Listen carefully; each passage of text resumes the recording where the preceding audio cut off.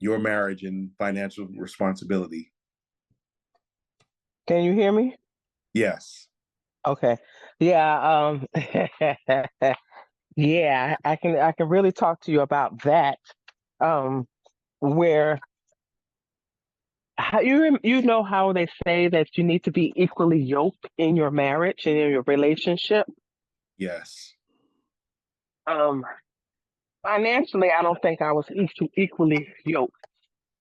I felt that I took the brunt of all of the financial responsibilities.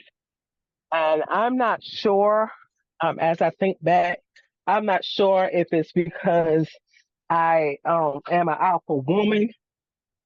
I think that I had, and the way I was raised, daddy always taught us how to hustle. Daddy always taught us how to, make a dollar out of 15 cents, type things. And when things go wrong, you don't sit there and mope about it. You do something about it. Unfortunately, I didn't marry a man that was like that or had those morals or had that knowledge to do it. You know what I'm saying?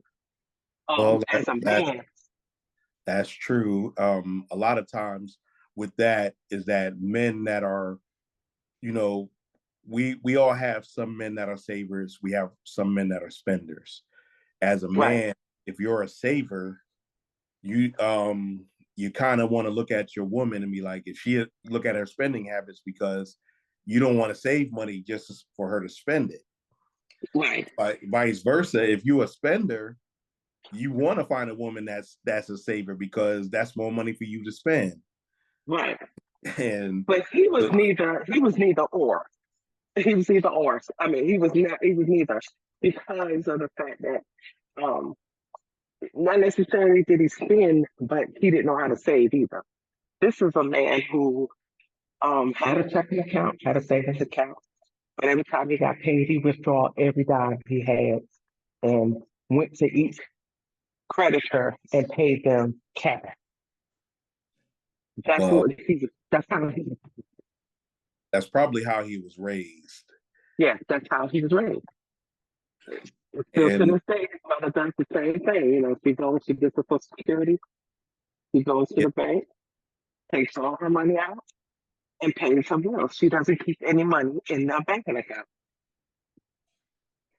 and well, they live, and they live check to check. yep. That's 90% of America these days anyway. Check the check is probably the way it's going to be for a very long while until we we redo the set the system the system, Right. redo the Uh, system, the key.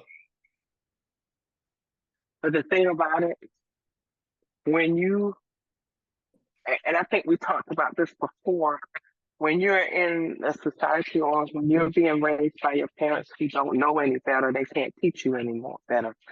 Um, you have to have an open mind of learning things. You have to have an open mind of wanting to do better. When Yes. you when you when you are constantly living check to check, it doesn't allow you to um, think outside the box when it comes to finances and stability. I have a lot of friends who right now are homeless at this particular point. Have a job, but But if you they live way above their means and that because goes back to number four though. If you don't have goals and you lack ambition, guess what? You're going to be financially irresponsible. right, right. But that's like you said, that is I want to say a good 75% of the I want to say the world, but I only can speak about United States, but of the United States that we do not know how to save. We do not know what savings really means. But for some apparent reason, um, a couple of our with I don't know how to say if it's a Gen X or millenniums or whoever, who is the age that my children are. They're What's millennials. the millennials? They're starting to think a little different. For instance, we'll use my son here in Florida, who is 32 years old, right? Yeah, I think he's He'll 32. he'll be he'll be 32. Okay, thank you. That'll be 32 years old. And because he decided to stop and listen to his seniors about finances and how to become successful, and he has my drive to succeed and to make things happen. He was fortunate enough to have a business and build a 5 bedroom home before he was 30. And all because of our aunt Tam told him her motto is spend a little, save a lot. Meaning that you need to save what you're making, because if you save and not spend, you get to save. Well, you that's know, true. That's and true. so She he always was said I was able to, cheap. huh? She always said I was cheap.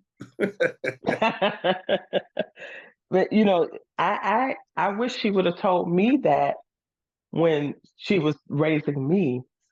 That was She a did. knowledge You that she just gave me. you didn't listen as much. You like nice stuff.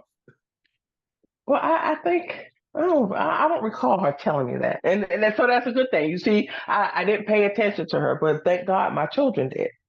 I'm listening to her now, where I actually am trying to save, and that's what's probably keeping me afloat about the plenish, but keeping me afloat from when I don't have a job. You should always try to save at least 3 months rent in your banking account, just in case something happens, and stuff like that. It is. I wish I would have taken heed when I was in my marriage and raising my children.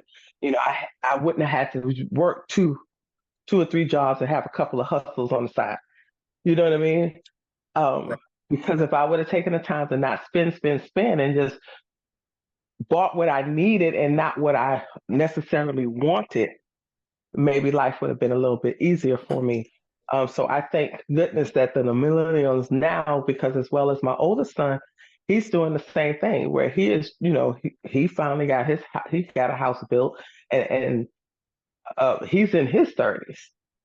You don't see that anymore. People don't get to the where they are until they pass their 40s. Right. But that's because of a whole just how the system's set up now. Like I said, and it'll be this for the foreseeable future until we get to a point where we get tired of being a little uneducated, we get tired of being a little sick, and we get Mhm. tired of being a little broke. Um, Right. but that's a whole different. If I do a political show, I'll do that. Uh, let's move on, sis. Number 6.